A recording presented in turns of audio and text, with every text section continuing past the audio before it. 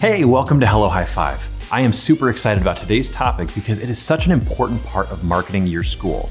Having quality photos and videos can be and probably will be the one thing that compels people to choose you. So today, I'm going to talk about 5 simple tricks for capturing photos and videos in a classroom.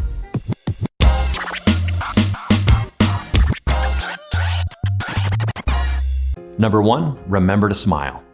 Capturing photos and videos is challenging, and so it's easy to get in a serious work mode when you're in a classroom working with students trying to get that perfect shot. As such, try not to let that seriousness show up on your face. Imagine that there was a camera looking at you while your camera is looking at them. Would you, doing what you're doing, be a good shot? Humans naturally mimic each other. We match posture, we match energy levels. It'll be much easier to get a good reaction when they can see you feeling comfortable and happy. My wife always tells me, hey Adam, a smile goes a long way.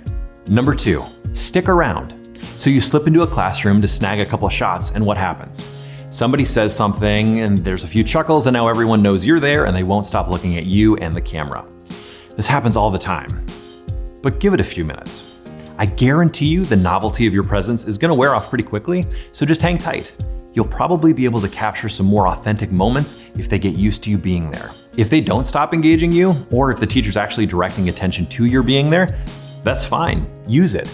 They're obviously not too deep in a lesson if they're itching for a distraction that badly. Just tell them to pretend like you're actually learning something or something funny. They'll all laugh and you'll get a good shot.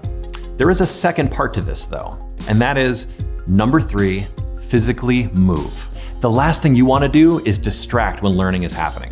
So you find yourself maybe hugging the wall a bit, trying to stay out of the way. Often the best shots require getting down into a squatting position or squeezing behind a desk. Don't be quick to just zoom in to get another shot. Instead, actually move yourself closer. I promise you, that little 4 or 5 foot space just inside the door is not the best angle to capture what's happening in the classroom. And you'd never be able to do number 4 by standing still. Speaking of which, number 4, create sequences. Wide, medium, and tight.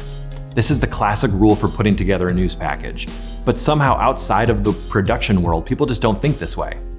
As you step into a classroom, make sure that you capture your wide establishing shot to give a context to the space. Then move into a medium shot where maybe you'll see a couple students working together on a project. And then finally, be sure to get up close to get a detail shot of what they're working on, a wide, medium, and tight. If you're filming over one student's shoulder looking at another student, don't forget to then get a reversal shot going the other way. For photography, this simply gives you alternate options to use, but for video, this is all the more crucial because it allows you to cut together little moments, small scenes which complement each other. It's so much easier for the viewer to have a sequence to watch through instead of just watching new shot after new shot after new shot. Number 5, leverage your teachers. The teacher can be the best or worst part of trying to capture imagery in a classroom. If they take themselves too seriously, you're gonna be on borrowed time the moment you step in there, and you're gonna feel rushed to get what you need and then get out. However, if they understand the reality that you doing your job well is actually paying their salaries, they might be helpful.